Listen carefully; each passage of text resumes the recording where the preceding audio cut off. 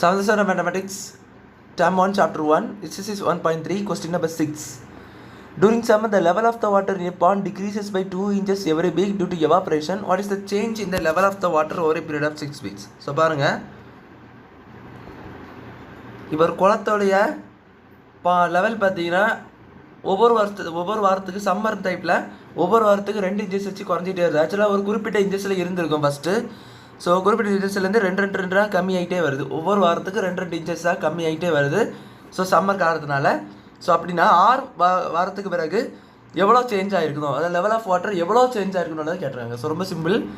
Every 1 week பார்த்தீங்கன்னா 2 இன்ச்சஸாக குறையுதுல. So 6 weeks எவ்வளோ குறையும்? 1 வீக்னா 2 வீக்ஸ்னா 2 × 6 இன்ச்சஸ் குறையும்.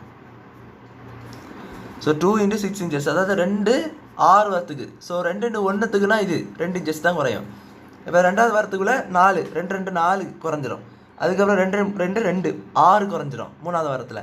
ஸோ அப்படி 6 வாரத்துக்கு 6 டைம்ஸ் வந்து 2 வச்சு கம்மி ஆகிட்டே இருக்கும். ஸோ அப்போ 6 × 2 இது நீங்கள் கண்டுபிடிச்சிங்கன்னா 12, 6 2s are 12. ஸோ 12 இன்ச்சஸ் கம்மி ஆகிட்டே போகும். So the level of the water decreases by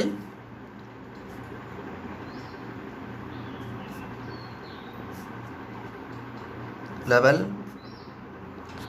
water in that pond is 12 inches. 12 inches வந்து டிக்ரீஸ் ஆகிருக்கு லெவல் ஆஃப் வாட்டரில்.